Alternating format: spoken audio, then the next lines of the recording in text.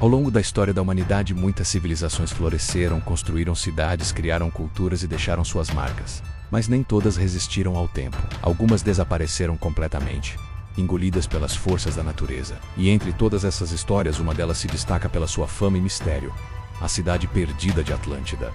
Será que ela existiu mesmo? E se existiu, onde estaria hoje? A ideia de cidade submersa sempre despertou a curiosidade das pessoas. Pensar que debaixo das águas pode haver ruas, construções e até templos de povos que viveram há milhares de anos é fascinante. E com a ajuda da tecnologia atual, pesquisadores estão conseguindo enxergar lugares que antes eram impossíveis de explorar. Usando equipamentos de mapeamento do fundo do mar, cientistas conseguem esvaziar os oceanos de forma digital, revelando imagens detalhadas do que está escondido sob as águas. Uma dessas descobertas aconteceu perto do Japão, em uma ilha chamada Yonaguni. Um mergulhador local, enquanto explorava a região, viu algo impressionante no fundo do mar. Era uma estrutura enorme, feita de pedras em camadas, com degraus, paredes e formas que lembravam construções humanas. O lugar era tão grande quanto 5 campos de futebol, com paredes lisas e degraus que subiam como se levassem ao topo de uma pirâmide. Muitos acreditaram que aquilo só poderia ter sido feito por mãos humanas. Um geólogo do Japão, ao mergulhar e examinar a estrutura, ficou convencido de que aquilo era um antigo castelo, talvez construído há mais de 8.000 anos. Ele encontrou passagens, escadas e até formas que pareciam representar animais como tartarugas. Para ele, isso indicava que o lugar tinha importância espiritual ou religiosa. Mas outros cientistas não estavam tão convencidos assim. Ao analisarem as pedras de perto, perceberam que elas não eram blocos encaixados, como em uma construção. Eram partes de uma única rocha gigante. A explicação seria geológica. A pedra, ao sofrer com terremotos e a força do mar, quebrou de forma natural, criando formas retas, degraus e curvas que se parecem com obras humanas. Sem provas de ferramentas, potes, restos de fogueiras ou qualquer sinal de vida humana, a teoria de que o local era um castelo perdeu força. Mas a busca por cidades submersas continuou. Na Grécia, em uma baía chamada Licanas, um mergulhador encontrou algo diferente. No fundo do mar, ele viu pedras redondas, alinhadas, com formatos tão perfeitos que pareciam bases de colunas. Ele acreditava que havia descoberto os restos de uma cidade grega antiga, com templos e ruas submersas. As imagens causaram agitação no mundo da arqueologia. Pesquisadores foram até o local, tiraram milhares de fotos, criaram mapas em 3 dimensões do fundo da baía e, com isso, esvaziaram o mar digitalmente. Assim, revelaram um cenário incrível, com formas regulares e organizadas. Mas, novamente, ao estudar o material, perceberam que as pedras não eram parte de construções humanas. Eram formações naturais chamadas de concreções, criadas por gases vindos do fundo da Terra, misturados com sedimentos e micro-organismos. Essas formações tinham até 5 milhões de anos, bem antes da existência de qualquer civilização.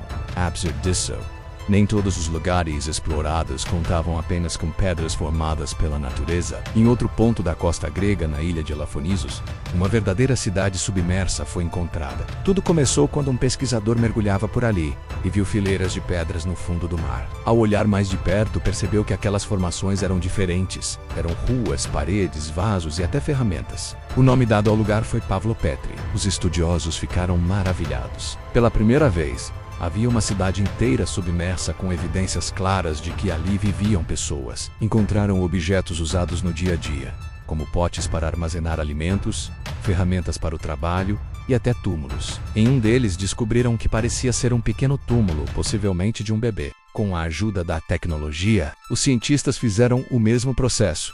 Mapearam o fundo do mar com escaneamentos e conseguiram secar a baía digitalmente. O que surgiu foi surpreendente. A cidade tinha ruas bem definidas, casas, uma praça central que poderia ter sido um mercado e até grandes construções, talvez prédios públicos ou templos. Estima-se que ali viviam cerca de 4.000 pessoas. O mais incrível é que essa cidade existia há mais de 5.000 anos. Os arqueólogos encontraram pedaços de cerâmica e outros materiais que permitiram datar a ocupação do local. Pavlo Petri existiu por mais de 2.000 anos, atravessando períodos importantes da história humana, como a Idade do Bronze. Foi uma época de grandes mudanças, quando as pessoas passaram a viver em cidades com construções de pedra e começaram a trocar produtos com outros povos. Pavlo Petri tinha uma posição estratégica. Próxima ao mar, em uma região onde as rotas comerciais eram movimentadas, ela se tornou um centro importante de comércio. Os moradores usavam grandes vasos para guardar azeite, vinho e outros produtos. Também produziam tecidos e ferramentas, que provavelmente eram vendidos ou trocados com outros povos. Era uma cidade viva, ativa e organizada,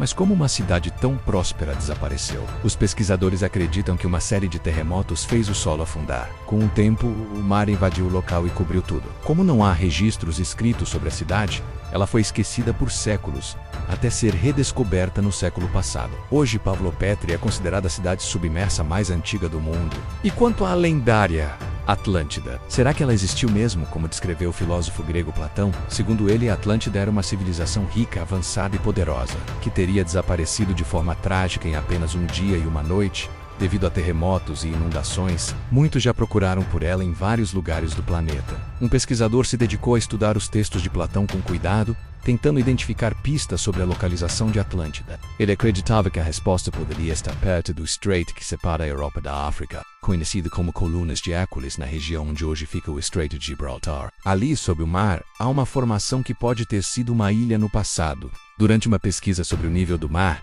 esse cientista teve a chance de usar um robô subaquático para explorar a região. Com muito esforço, conseguiu coletar dados do fundo do oceano e criar uma imagem em 3 dimensões da área. Quando os dados foram analisados e o mar foi retirado digitalmente, surgiu algo que parecia uma ilha com características curiosas. Essa possível ilha submersa fica exatamente sobre uma zona de encontro de placas tectônicas, onde ocorrem os terremotos mais fortes. Isso combina com a descrição de Platão, que dizia que a cidade foi destruída por um desastre natural de grandes proporções. Mas até hoje não há provas concretas de que esse local era de fato Atlântida. Apesar da falta de evidências, a busca continua. Para muitos, a lenda de Atlântida representa mais do que uma cidade afundada. Ela é o símbolo da curiosidade humana, da vontade de entender nosso passado e descobrir o que ainda está escondido sob as águas do nosso planeta. A cada nova descoberta, mesmo que não seja a famosa Atlântida, aprendemos mais sobre as civilizações que vieram antes de nós. O fundo do mar ainda guarda muitos mistérios. A tecnologia avança, os pesquisadores continuam explorando,